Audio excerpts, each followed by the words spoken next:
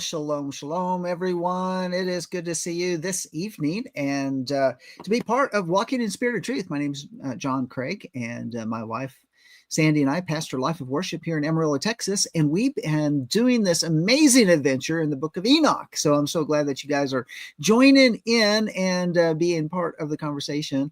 And anybody that's picking up in the archive, I sure appreciate. Hey, and then like, share, subscribe. Right there, down below, down, on your screen there on YouTube. Anyway, you can catch us on the Life of Worship Ministries YouTube channel if you want to catch any of the past archived editions. We've got so many in the series of Enoch, but it's been like a week after week thing of just studying this thing out. It's been pretty exciting, pretty fun, and I think enjoyable. And then digging into the scriptures that go right along with the book of Enoch. He's like, why the book of Enoch? Well, because it's really interesting, because all of the scriptures seem to interlace with it. That's all I can say. It's very, very cool. And so who are we in Amarillo, Texas? We have a congregation here. It's called Life of Worship. And we would love for you to join us. If you're not here in town in Amarillo and you can't make it to a live gathering, we would love for you to join us online. And you can join us on the Life of Worship Ministries YouTube channel, and we have our Torah study that's on Shabbat at 12 noon. It goes from about 12 noon to 2 p.m. That's Central Time, and you can be part of the live chat with us there.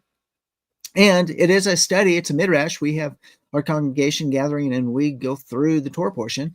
Then, of course, at 3 p.m. is our regular encounter service, where we have a time of praise and worship and ministry, as well as a message. So you are invited. And that's all I can say. So there we go. That's who we are. If you have been considering giving a love gift or an offering or a tithe and sending it this direction and partnering with us financially, or if you want to just say partnering with us as prayer partners, we certainly appreciate that. But financially, you help this ministry. I'm going to be straight up with you. Your help online is a big help for everything that we do at Life of Worship Ministries. I'm going to put up a little ticker there at the bottom where you can go to our website at www.lifeofworshipamarillo.org. And in there, you're going to find a tab that says donate. And when you go to that tab, just follow it to the donate button. It'll take you to an online giving spot where you can make your donation there, and your love gift or whatever you want to call it. And I say thank you so much. It's your generosity that helps us put things into motion at Life of Worship. And so very grateful to you and everyone that's been giving and been faithful to this ministry. We certainly want to say thank you. Okay. So Book of Enoch, we were in chapter 71 last week. And where it started off talking about the book of the revolutions, or the Sefer of the revolutions of the luminaries of heaven. And to be quite honest with you, it goes into a lot of details that I said, hey, read this on your own. Did anybody read that? Did anybody read chapter 71 on their own? Did anybody go back and read chapter 71? I want to know. Give me a heads up there in the chat room, because it's got a lot of details, and a lot of details that I'm just trying to think, how can I make all those details part of the adventure? But all I can say is this, because I think we're going to briefly go through 71 and 72 and 73, because it talks about so many days and so many months and so many weeks and so many gates and so many all these different things. And I don't want to lose y'all in the midst of all that. But I do want to point out some stuff. And one is that, remember we talked about this, that it says here in verse 1 that there are respective classes, respective powers, and respective periods, and respective names. The places where you commence, or where they commence their progress, and the respective months, which Uriel, the holy angel who was with me, explained to me, he who conducted them. So, and I mentioned this last week, so this is a quick review, and this is just simply saying, I think he's talking about these dimensions of this of the second heavens. And what he's given a description of are the constellations, and how each constellation, there's 12 of them, and each one of them is like a gate. And in the course of the year, there's 3 months or 3 different constellations that gets us from one season into the next season. And it goes through and he talks about, the eastern gate and the western gate, where the sun rises, where the sun sets, and how it changes during the course of the year, and how these luminaries pass through the heavens. But what's very interesting to me is that the detail that he goes in and talks about how much daylight is in each phase. So there's so many, and he breaks it down. It's kind of interesting. He breaks it down into 18 parts. We have our day, we count it as 24 hours or 24 parts. Well, Enoch's day was broken down into 18 parts. And so at the time of the equinox, which he brings out, which is like in verse 25, at that period, the day is made equal with the night, and being equal with the night, it becomes 9 parts, and the day 9 parts. Then the sun goes from that gate as it sets in the west, and returning to the east, proceeds to the third gate for 30 days, setting in the west. At the third gate, at that period, the night is lengthened from the day. During 30 mornings, the day is curtailed from the day. During 30 days, the night be in 10 parts, precisely in the day 8 parts. Now, did you follow that? Right? Okay.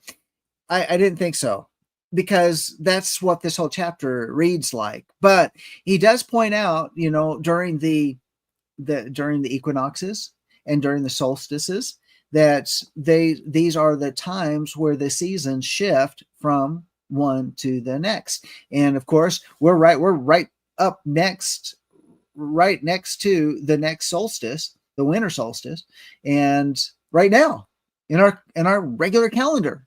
So Enoch goes through all of these different things, but what gets me is that how many years did Enoch have to sit there and watch the years go by, and so precisely count the daylight hours and the nighttime hours? I mean, think about that. And then it was recorded, and then it was followed, and you get these patterns. And then and he says that the year is precisely 364 days. 364 days. Now, if you're like me, that you've probably heard that somehow or another there is like before the flood, there was like 360 days. Did you ever hear that? Like we had this, precise 360 days, but then we had the flood and things kind of got changed up, and we have 364.25 days in the course of the year, right? You've heard that. Well, I have. And but I'm reading here at Enoch. Enoch's days, this is pre-flood, was 364 days. And I think that's kind of interesting, because, how many of us have really just kind of listened to everybody that said, oh, it's, before the flood is 360 days. And that's what, Enoch's calendar was based off of originally. But here we have chapter 71 that's full of describing the course of a year, 30 days, and 31 days in the course of a season. And so here we have this discussion here is 364 days. So, and he also describes the sun as compared to the moon. And get this, I think this is extremely interesting, because have you ever watched a solar eclipse? Like the great solar eclipse, we had 2 in the past 7 years, and a third in between that made the Aleph and the Tav, and with the different crossings. And but when you see a solar eclipse, and if you're perfectly within that zone, the moon goes and covers over the sun, and it looks like the moon is the same size as the sun. Did you ever notice that? And this is what he says here. He talks about the light of the sun is 7 times brighter than that of the moon. And then in verse 47, but the dimensions of both are equal. Now, of course, let's not say scientifically saying that the moon and the sun are exactly equal, because that would mean that they would be at the same distance from Earth, right? And that whenever the moon and the sun would cross, they would collide. So it would appear, it gives perspective, exactly, Tammy. It gives perspective, the perspective that it looked like they're the same, but in reality, they're not, because the distances are spread out, because it says it's because they're two different sizes. But we know, based on other measurements, that there's a distance from the Earth to the sun, which is greater than the Earth to the moon. But because they are precisely placed within our solar system from Earth, that when a solar eclipse takes place, what happens? It looks like they're the same. They look like they're the same size. Kind of, and he brings this out, and so I think this is really some very interesting thoughts, and if one who is, more astronomically bent than I am, where you understand these different, you probably go through each one of these details. And if you're into physics and you're into all of these different calculations, you'll probably go through this and you'll be able to completely, perfectly calculate everything that Enoch's talking about, and even figure out for us a day that has 18 parts to it as opposed to 24. You could probably figure that out. But nevertheless, I just wanted to point out that's what chapter 71 is all about. And having looked at the constellations and watched it and seeing the beauty of the Milky Way, and watching it and observing, the patterns of the moon. Well, this is what he does. Enoch does this. And right, Linda. Yeah, I'm astronomically challenged as well. I took astronomy, by the way, in college. It was one of those freshman classes. I needed the science credits. And so I took it, and it was like every day. It was 1 hour every single day of the week. And we'd go into class, and of course, the professor would go and he would turn off the lights. And I slept. Honestly, I slept. I don't know how I passed that class. I literally, the lights would go out and I fell asleep. And one time it was because I was pledging a fraternity and I wasn't getting much sleep at all. He turned out the lights and my head went back and I was snoring, and I woke up. Somebody hit me on the side, and I woke up. Everybody was looking at me like, oh no. Oh goodness. It was one of those embarrassing moments. Though it's one of those things you don't want to do again. Like, at least if you fall asleep, don't let your head go back. Okay. Not in a class that has like 200 people in it. At least I was sitting in the back. Maybe the professor didn't see it or hear it. I don't know. About 20 people around me did. Okay. Oh. Chapter 72.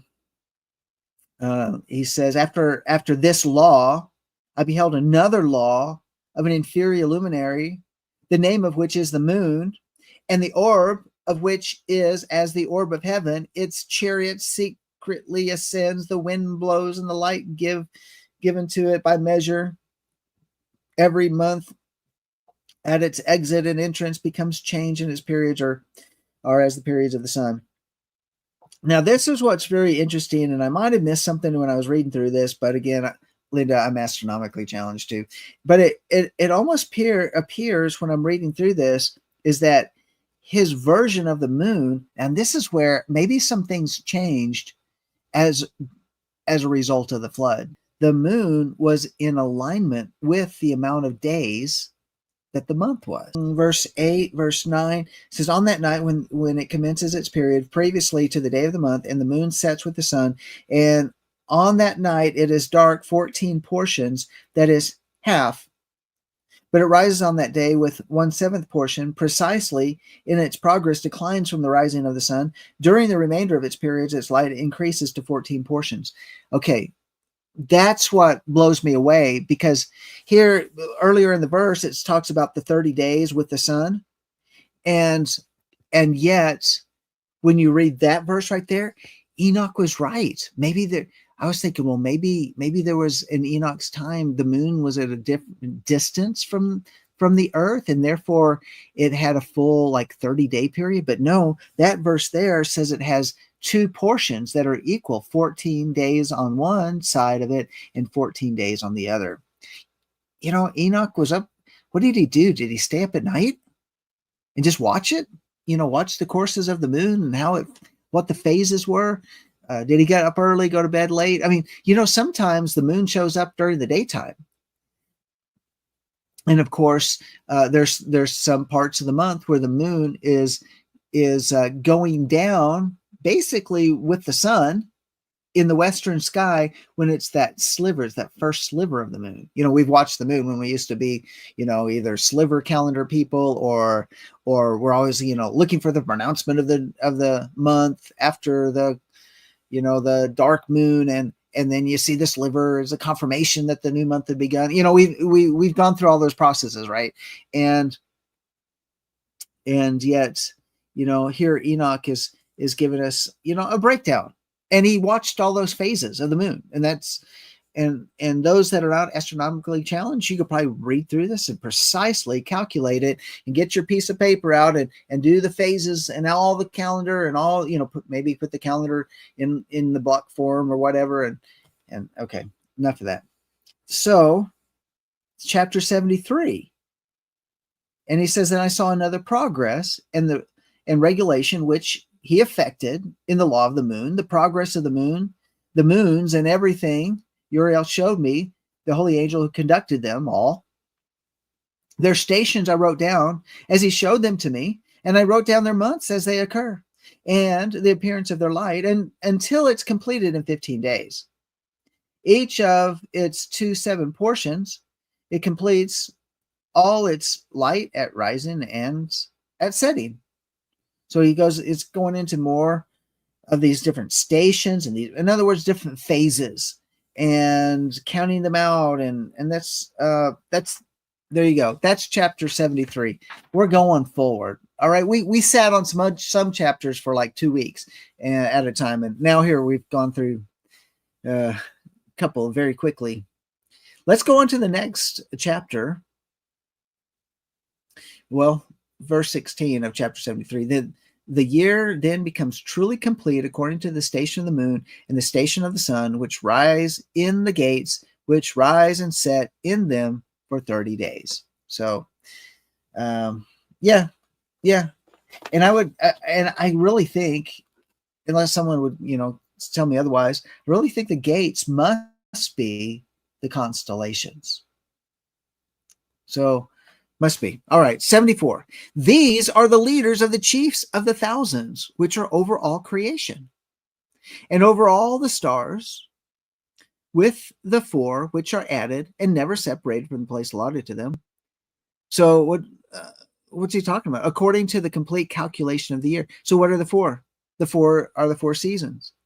And these are the leaders of the chiefs of the thousands, which are over all creation and over all the stars, with the 4 which are added, never separated from the place allotted to them, according to the complete calculation of the year. And these serve 4 days, which are not calculated in the calculation of the year. Respecting them, men greatly err, for these luminaries truly serve in the dwelling place of the world 1 day in the first gate, 1 in the third, 1 in the fourth, 1 in the sixth gate, and the harmony of the world becomes complete every 364th state of it for the signs, the seasons, the years, and the days. Uriel showed me the angel whom Yahweh of glory appointed over all the luminaries of heaven, and in the world, that they might rule in the face of the sky, appearing over the earth, become conductors of the sky and nights, of the days and nights, and the sun, the moon, the stars, and all the ministers of heaven, which make their circuit with all the chariots of heaven. Thus Uriel showed me 12 gates open for the circuit of the chariots of the heaven and of the sun in heaven, from which the rays of the sun shoot forth. From these proceed heat over the earth. Then, and when they are opened in their stated seasons, they are for the winds, and the ruach of the dew. When in their seasons they are open in the heaven at the extremities. Okay, let's stop right there. Did you see what we just kind of went through? He just went through talking about how there's this 364 days, but you have these 4 days, which are dispersed through the different seasons, these extra days that are dispersed through these different months, and where we get the 31 days and the 30 days as we travel around the course of the year, because you have to have them in order to get to the 364, and how these are appointed by the Most High. Okay, so going on here, it's just a breakdown again. 12 gates, verse 12. I beheld in heaven at the extremities of the earth, through which the sun, moon, and stars, and all the works of heaven proceed at the rising and setting. Many windows are open in the right and on the left. One window at a season grows extremely hot. So there are gates from which the stars go forth, and they are commanded, in which they set according to their number. I saw likewise the chariots of heaven running in the world above those gates, in which the stars turn, and which never set. One of which is the greater than all, which goes round the whole world. So again, because if you go out there and you watch the stars, it's kind of interesting. And I think Enoch is actually seeing this. But if you watch the constellations and you cross, it's like they rise in the course of the night because of the rotation of the earth, and then they set, right? And you can, if you want to stay up all night and watch the movement of the stars, maybe time-lapse photography, just right, Tammy, just put your camera up there and just do the, set the aperture just right, and just hold that aperture, hold that lens open to watch this full rotation of the stars. Haven't you seen those pictures of that? I did that for Jonathan one time for his science class on 35 millimeter film. I took my, I have an Olympus OM2. Remember that? An Olympus OM2. I think it was an Olympus OM2N actually. And I still have it, but who uses film anymore? And I set up a tripod and I went outside of the city of Amarillo, set up on a dirt road. And I had I was like, there's no way you're going to be coming up and down this road this time of night. I mean, it was like in the middle of the night. And I set up my camera and I set up the lens, and I set the aperture just right. And I pointed it to the sky. And yeah, when a car drove by, I had to close the lens. And so it wouldn't just wash out my film.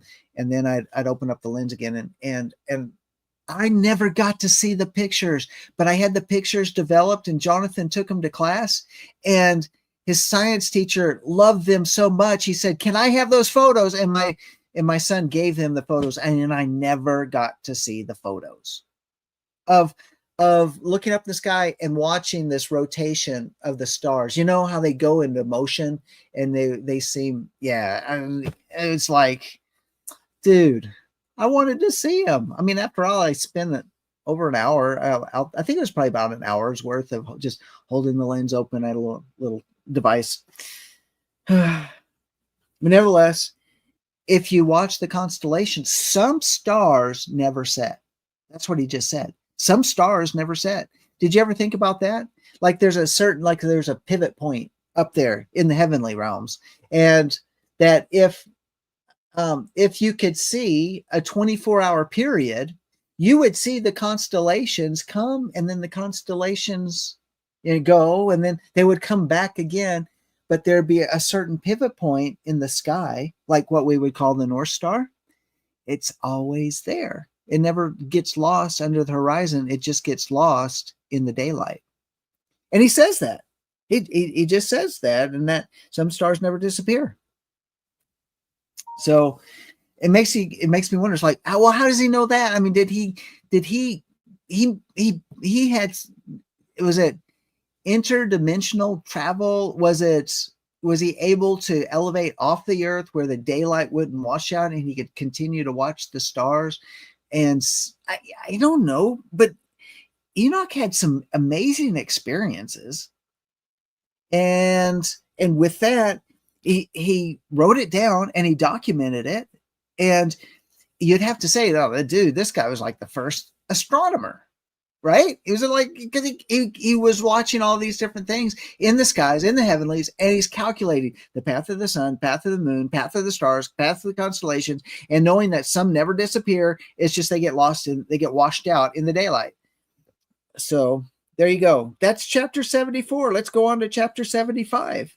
And the extremities of the earth, I beheld 12 gates open for all the winds, from which they proceed and blow from the earth. 3 of them are open in the front of the heaven, 3 in the west, 3 in the right side of heaven, and 3 on the left.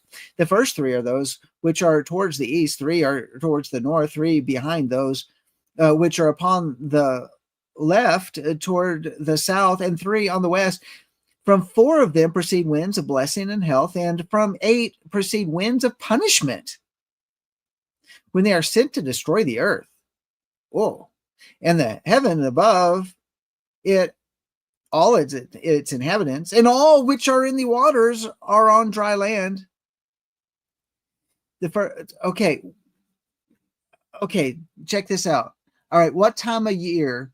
When are these winds of punishment?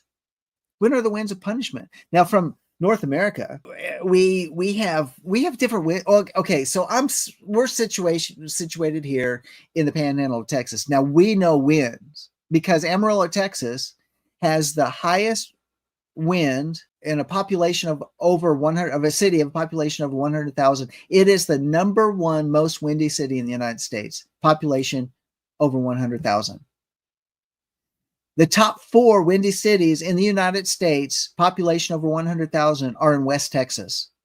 And those include Amarillo, Texas, Lubbock, Texas, Midland, Odessa, Texas, and Abilene, Texas. Yes. We live in the windiest part of the nation. You think, wait a minute, Chicago's the windy city. No, Chicago's full of hot air, right? Okay.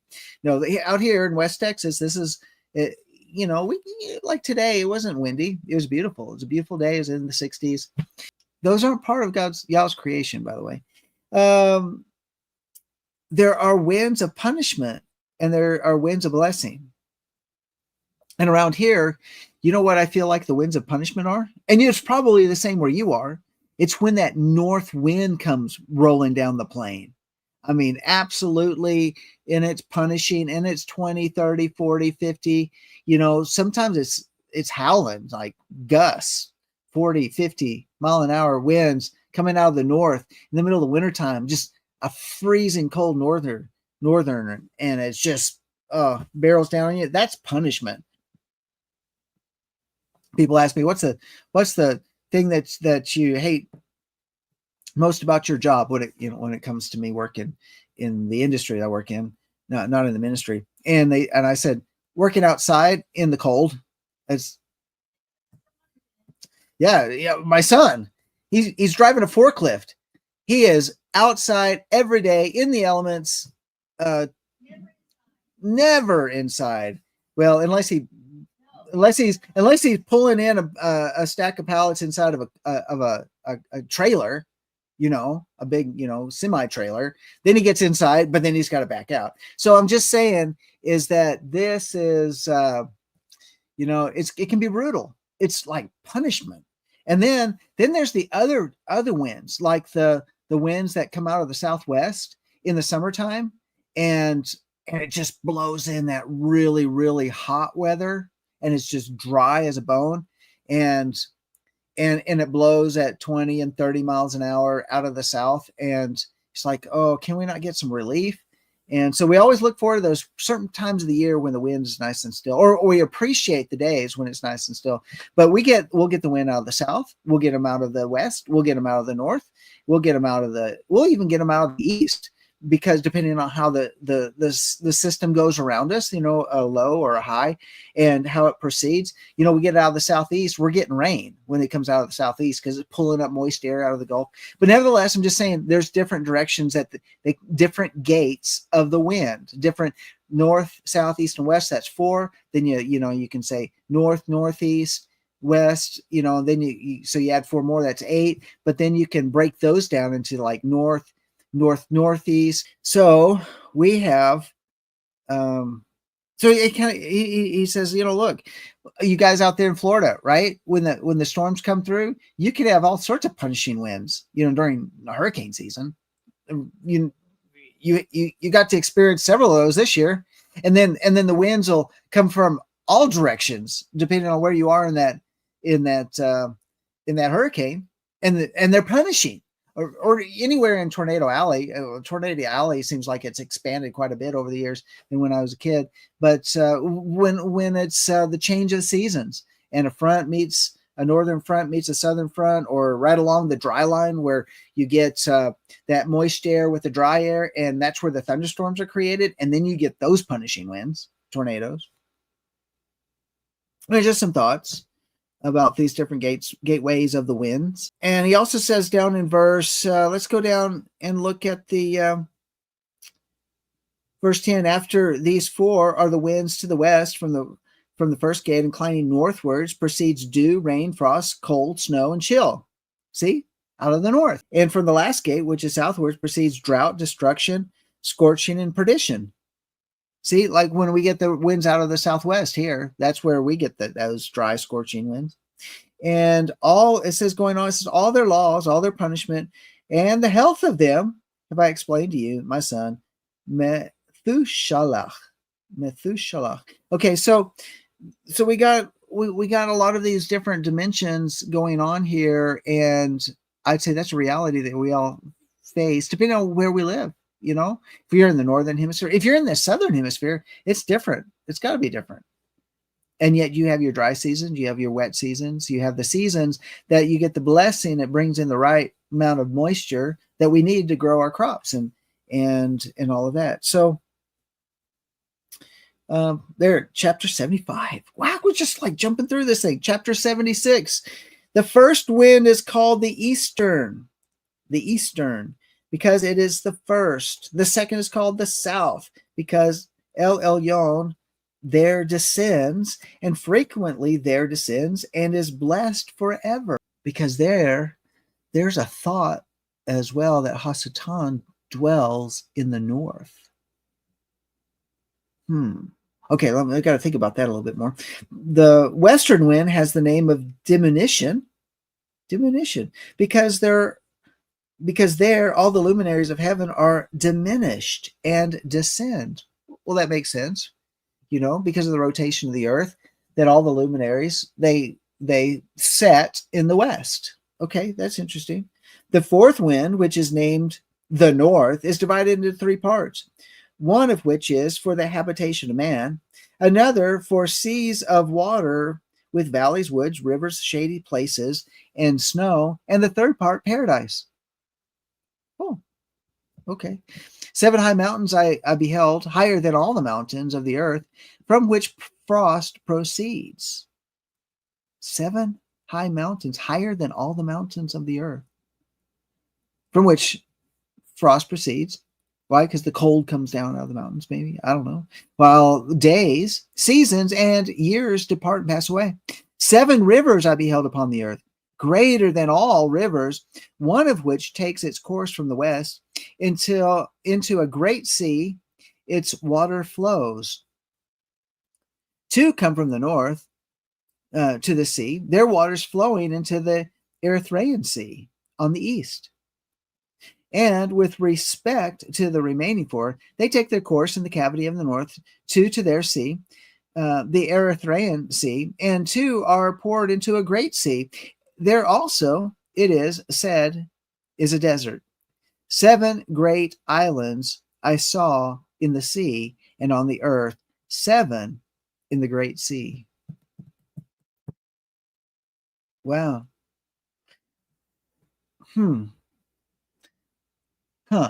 So, it's interesting because the parallels that we would draw when we think about the continents, 7 continents, we also think about 7 seas. But what if you just looked at it as just the 7 continents in one big sea?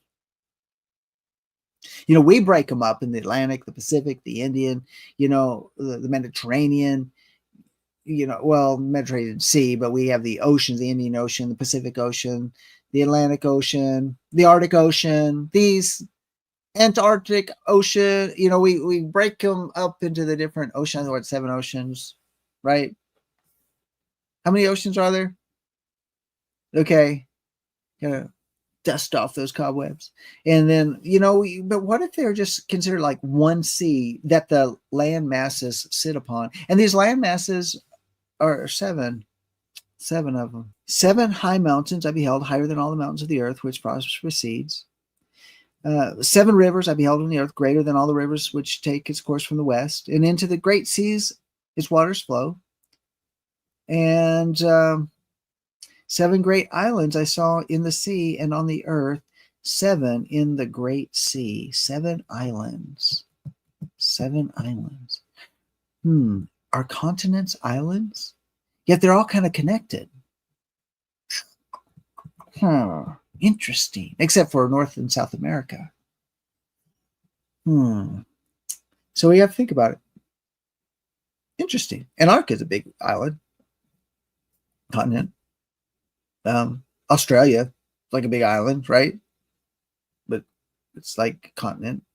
All right, let's go on. 77, chapter 77. The names of the sun are these: 1, Aryaris.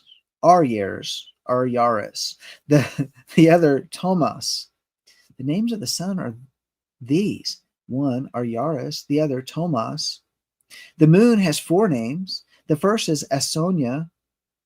The second, Ebla. The third, Benassa. The fourth, Araya. These are the 2 great luminaries whose orbs are as the orbs of heaven, and the dimensions of both are equal. In the orb of the sun are 7 parts of light, which are added to it more than to the moon. By its measure it is put in until the 7th portion of the sun is departed.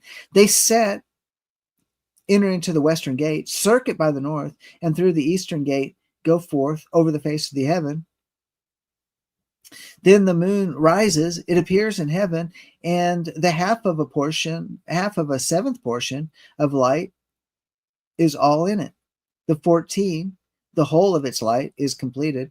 3 quintuples light is put into it until 15 its light is completed according to the sign of the year, and it's 3 quintuples. The moon is its half. Okay, we got more stuff going on, a lot of details here, just talking about these more phases of the moon, names of the moon, names of the sun. I never called the sun Aryaris or Thomas. That's interesting. That's so interesting. Okay. Well, that's chapter 77. It's going to go through a lot more of those details, and let's get to chapter 78 now. And now my son, Methuselah. What? What happened to Enoch? And now my son, Methuselah. I have shown you everything, and every ordinance of the stars of the heaven is finished. He changed his name? Did Enoch change his name? Because he's all in the first person, but then all of a sudden he gets a new name change, because it was out there at the end of chapter 75. Methuselah. Shalach means messenger. Shalach. Methu. Oh, I'm going to have to look that up. Okay. And he says, now my son Methuselah. So he's been given a new name. I have shown you everything, and every ordinance of the stars of heaven is finished. He showed me every ordinance respecting these, which is at all times and in all seasons, under every influence, in all years, at the arrival and under the rule of each, during every month and every week. Also the decrease of the moon, which is affected by the 6th gate, for in the 6th gate its light is consumed. From this is the beginning of the month, and its decrease is affected in the 6th gate in its period, until 107 days are completed according to the mode of the calculation by weeks, 25 and 2 days. It is less than that of the sun, according to the ordinance of the stars, by 5 days, and whom days in one time precisely, when that visible situation is completed, such is the appearance and likeness of every luminary, which Uriel, the great angel, who conducts them, showed to me. Okay, did you get that? Okay, did you just see that little hint in the middle of all that? He basically just says, look, you can't count the year by counting the month, because you're going to be short 25 and 2 days, 27 days. So if you're doing it that way, you're going to have to do these calculatory days that you're going to have to throw in an extra month every so many years, right?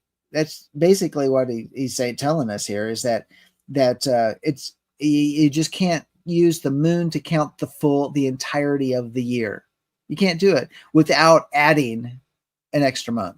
It's just not going to happen. And then it's going to be a very beginning of that month. It's not always going to be at the exact time when where we start, when you count from the first Wednesday after the equinox, and then you will have the exact starting point of every year from there.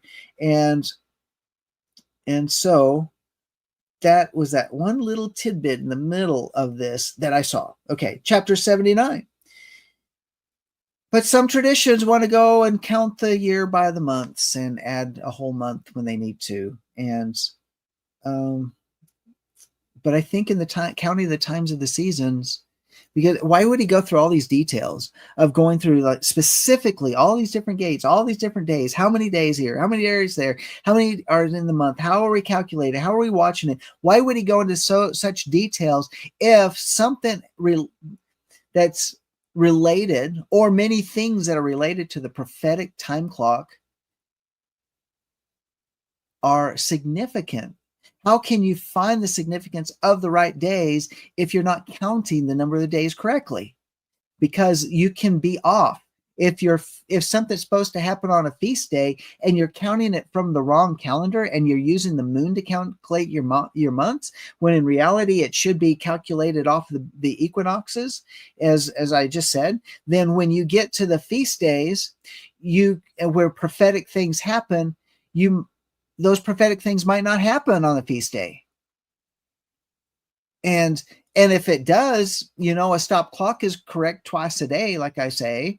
And then if that is the case, you could have a prophetic sign take place on the calendar that we're talking about, this priestly calendar. And if you're on the other calendar, you say, well, it's not a significant prophetic event, because it didn't happen on your calendar, when in reality on this calendar it did. So I would have to say, let's make sure we step back and look at it. Now, do I know, when I look at all the maybe major events that have taken place over prior years, how is it calculated out on the priestly calendar? I don't know. I really would love for somebody to help me out with those numbers and calendar calculations. Maybe at the dsscalendar.com, there's a way to calculate, what we know as within the Gregorian calendar to the Dead Sea Scroll calendar, and then see what it fits in terms of the rabbinic calendar, the Hillel calendar, and see how those days fall in line of significant prophetic events that have taken place over the years. Maybe that would be an interesting project to do, in all our spare time that we have. But I really think that there's something to this, and that's why Enoch goes into such detail. I mean, how many chapters here are talking about this? And why would it go into these details?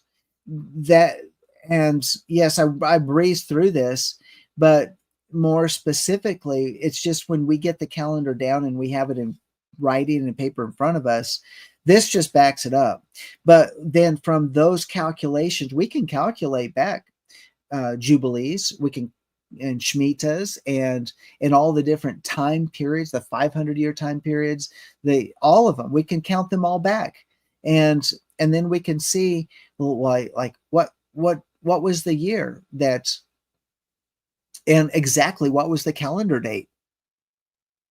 when Yah delivered the people out of Egypt. Well, we know it was Passover, and would it be, how does that line up with if you take the Hillel calendar going back that far and take the priestly calendar back that far, and what was the Gregorian date? Maybe using that as the pivot date and say, okay, wait a minute, look, there's a difference, there's a gap, and when we're off, it could really cause us to not be ready.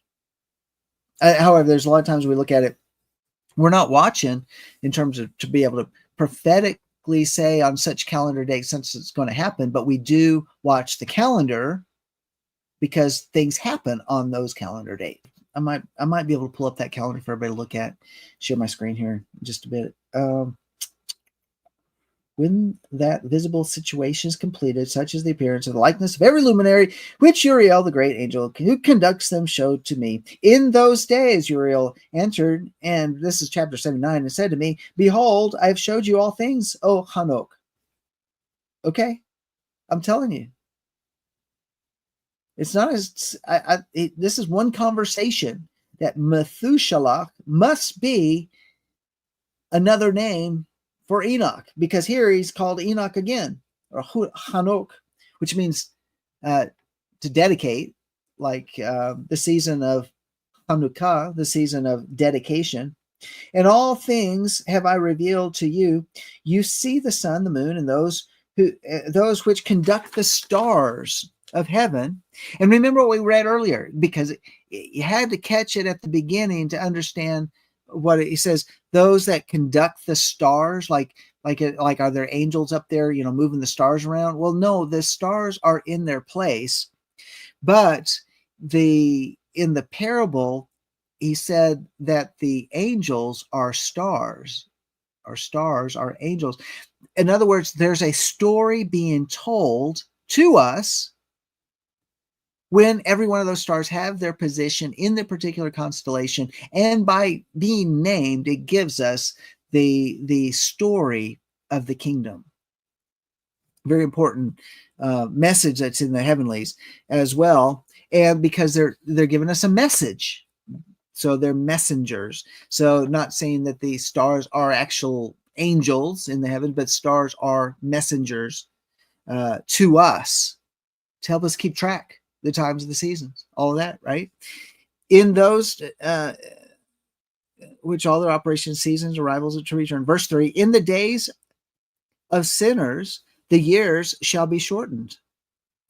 Their seed shall be backward in their prolific soil, and everything done on earth shall be subverted and disappear in its season. The rain shall be restrained, and heaven shall stand still. Okay, hold on. Okay, take a look at that. What did you just say there? This is very interesting, because didn't Yeshua say, if it weren't that the days were shortened, that no man would survive? Did he not say that? Go with me. You can look it up on your own. Matthew 24, because I don't want to waste any more time here, because my time is short. So, but it says, basically, if he had not shortened the days, then no man would survive. It's in Matthew 24. He just said that right here. In the days of sinners, the years shall be shortened. Their seed shall be backward in the prolific soil, and everything down on earth shall be subverted and disappear in its season. I mean, are we not living in that season where we're finding them redefining our reality, where right is wrong and wrong is right, and up is down and down is up, and we think, where in the world are they just redefining everything, using the opposite meanings of what the reality is, and we're living in that. The rain will be restrained, and the heaven shall stand still. In those days, the fruits of the earth shall be late and not flourish in their season, and in their season the fruit of the trees shall be withheld. The moon shall change its laws and not be seen at its proper period. But in those days shall heaven be seen, and barrenness shall take place in the borders of the great chariots in the west. It shall shine more than the orders of the light, while many chiefs among the stars of authorities shall err, perverting their ways and works. Those shall not appear in their seasons, who commanded them, and all the classes of the stars shall be shut up against sinners. The thoughts of those who dwell on the earth shall transgress within them, and they shall be perverted in their ways, and they shall transgress and think themselves Elohim, and think themselves Elohim. They think themselves as God. Yeah, like, and then Noah Harari, Yovel Harari, isn't that what he says? Is that we are gods when we start to get all the biologics put inside of us? They shall transgress and think themselves Elohim. Well, evil shall be multiplied among them, and punishment shall come upon them, so that all of them shall be destroyed. Yeah, because this really makes it sound like Planet 7X. It makes it sound like, everything is so upset that even the moon itself in its orbit around the earth, and in what we can see, it'll change in its patterns, that laws of physics will be changed, and what may be, farmland may quickly, just like overnight, not be farmland anymore, because it'd be desert, or it'll be changed in one way or another. And these will all be these different signs that the trees, like, wait a minute, the trees aren't bearing fruit. It's supposed to start bearing fruit. And what would happen if our peach trees, our peach trees aren't bearing fruit in the spring, but they're delayed until late summer because of the shift of seasons taking place, because of great astronomical effects upon the earth. I think he's talking about a lot of that stuff. Pretty wild. And yet these authorities, they're going to continue perverting their ways and everything that they do. And, we're looking in this, it sounds like today, because, here we are, this transition period between presidents, and it just looks like the lame duck president is doing everything possible to subvert the incoming new presidency. And it's like, are you kidding me? Can you not just take a day off, or do you have to really try to scramble everything to create chaos and confusion in order to make the next president's first day just a real living mess? Really? I'm out of time. I have enjoyed my time with you all. We're going to get into more of this next week, so you want to stay tuned. This is pretty exciting. Appreciate everybody that's been in there today. Wish you could be here present. We could be talking face to face. But until next time, this is John Craig for Walking in Spirit and Truth. Shalom, shalom.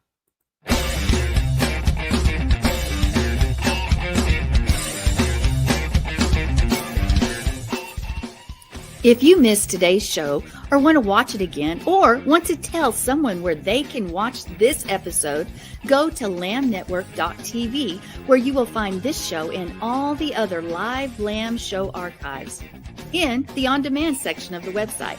Thank you for watching, and don't forget to tell someone about the Messianic Lamb Network.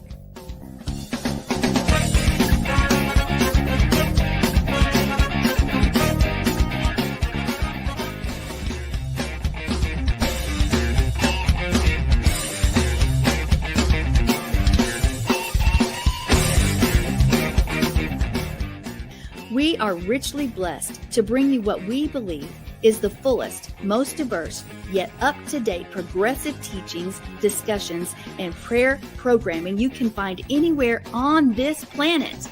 Be sure to take the tour of the lamnetwork.tv website. I'm Sandi Craig, thanking you for joining us on the Messianic Lamb Video Network.